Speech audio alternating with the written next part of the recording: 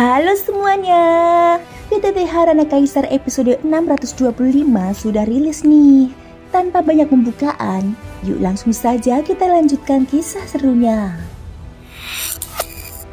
Di episode sebelumnya, Xiaoyan menerima warisan berupa benih api pembakaran dewa dari sosok misterius di balik pintu perunggu.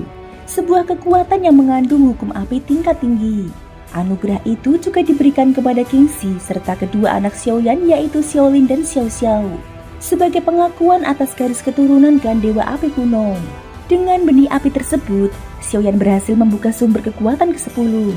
Meski dia masih belum mampu menembus tahap keempat ranah transendensi. Di sisi lain, Kingxi yang awalnya penuh hormat berubah waspada karena khawatir Xiaoyan akan merebut seluruh warisan klannya. Terutama setelah Xiaolin tanpa sengaja membocorkan keberadaan bintang khusus berisi obat-obatan berharga milik Klan Dewa Api kuno. Sejak Klan Dewa Api kuno berpindah ke wilayah kehampaan selatan, mereka awalnya hanya menempati sebuah bintang tunggal. Namun seiring waktu, kekuatan klan itu berkembang pesat hingga menguasai beberapa bintang tambahan yang mengorbit di sekelilingnya. Dengan fondasi yang kokoh, jumlah anggota klan pun meningkat tajam. Apalagi sejak aturan dunia sensi dilonggarkan dan kekuatan petir surga dilemahkan, para ahli bermunculan bagaikan jamur setelah hujan. Kecepatan kemunculan para tokoh kuat di dunia ini sudah jauh melampaui masa lalu. Bagi klan besar seperti klan Api Dewa kuno yang memiliki warisan mendalam, perkembangan mereka semakin cepat dan mantap. Dalam beberapa hari berikutnya, Xiaoyan terdiam di wilayah klan Api kuno. Ia lebih banyak meluangkan waktu untuk berbincang dengan kedua anaknya, Xiaoyan dan Xiaolin. Ia sengaja tidak membicarakan terlalu banyak hal tentang kultivasi. Sebagai seorang ayah, dia tidak ingin menekan anak-anaknya dengan beban besar, melainkan ingin mendengar kisah serta pengalaman mereka selama bertahun-tahun ini. Namun demikian, tampaknya pengaruh Xiaoyan tetap membekas pada keduanya. Baik Xiaoxiao maupun Xiaolin sama-sama menekuni kultivasi dengan tekad yang gigih. Bahkan, hingga kini mereka belum pernah menjalin hubungan dengan seorang pun pasangan. Xiaoyan memandang kedua anaknya yang telah tumbuh dewasa. Mereka lahir dan besar di klan Api Dewa kuno, serta melewati sebagian besar perjalanan hidup mereka di sana. Dalam hati, dia hanya ingin memberi mereka kebebasan. Jalan hidup kalian harus kalian tentukan sendiri. Ayah tidak akan menghalangi. Ikutilah kata hati, itulah yang terbaik. Mendengar itu, Xiaolin menjawab dengan tekad yang kuat. Dibandingkan dengan ayah, semua yang kami lakukan ini tidak berarti apa-apa. Kami hanya bisa berusaha sekuat tenaga dalam kultivasi, agar suatu hari kelak dapat membantu ayah berjuang di sisi ayah. Sebagai seorang lelaki muda, Xiaolin memang lebih berjiwa kompetitif dan penuh semangat pertempuran.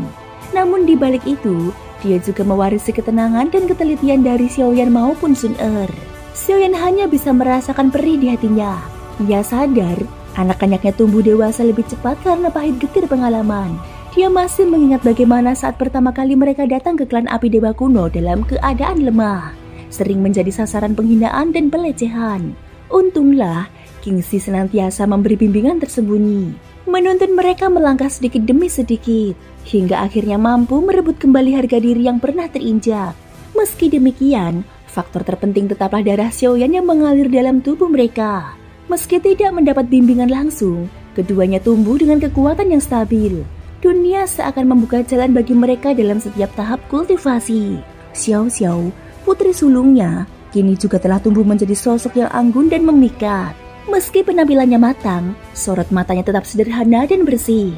Dari tutur kata serta perilaku keduanya, jelas terlihat bahwa Kingxi merawat mereka dengan sepenuh hati, hingga mereka kini mampu menghadapi dunia dengan mandiri. Xiaoxiao pun angkat bicara. Matanya dipenuhi kekhawatiran. Ayah, aku ingin menanyakan tentang Ibu Cailin. Ibu Sun Er mengatakan bahwa Ibu Cailin pergi berlatih. Apakah hal itu berbahaya?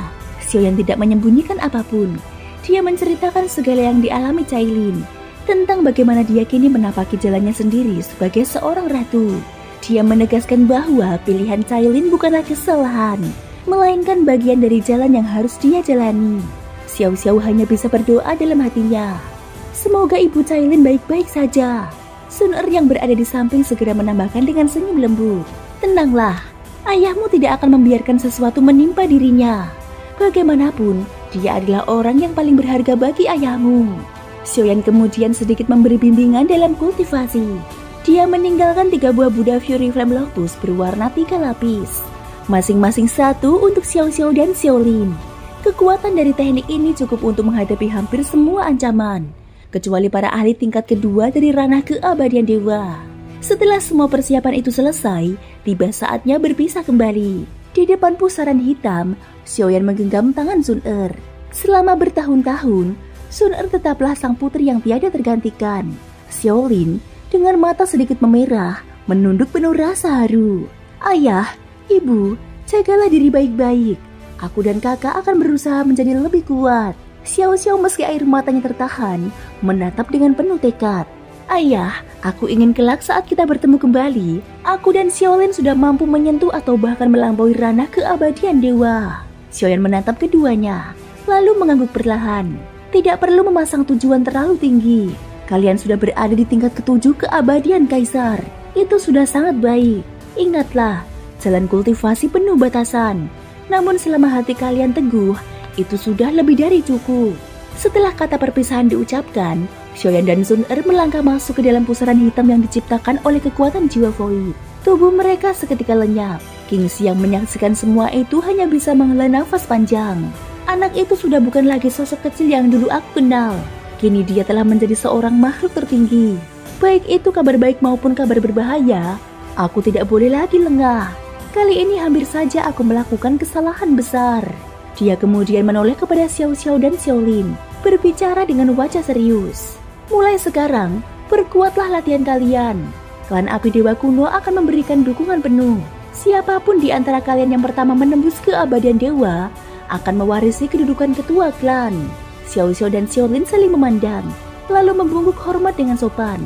Meski dari sorot mata keduanya jelas tampak bahwa jabatan ketua bukanlah yang mereka dambakan. Kingxi mengangkat alisnya, lalu menegur dengan nada tajam. Jangan remehkan jabatan ketua. Saat leluhur klan keluar dari pengangsingannya, klan Api Dewa Kuno pasti akan bangkit jaya. Menjadi ketua berarti mendapatkan lebih banyak di dunia, yang sangat bermanfaat bagi kultivasi masa depan kalian. Mendengar itu, keduanya kembali memberi hormat dengan tulus. Kami memahami ajaran guru. Kami pasti akan berusaha sekuat tenaga. Sementara itu, di bawah langit malam suatu tempat, sebuah pusaran hitam kembali terbuka. 2 sosok muncul darinya. Xiaoyan segera menyembunyikan aura tubuhnya, lalu membawa Sun Er menembus kegelapan, mencari satu keberadaan yang amat dikenalnya. Di balik pegunungan yang penuh batu besar, seekor makhluk raksasa berwujud ular dengan tubuh berkilau 9 warna sedang melingkar diam. Aura yang terpancar dari tubuhnya sangatlah mengerikan. Xiaoyan menatap tajam ke arah sana. Matanya bergetar. Itu Cailin. Thank you guys sudah mendengarkan ceritaku di episode kali ini sampai akhir. Ikutin terus kelanjutan episode berikutnya ya. Terima kasih buat kalian semua yang udah subscribe, like, dan komennya. Semoga hari kalian menyenangkan. Sampai jumpa dan bye-bye.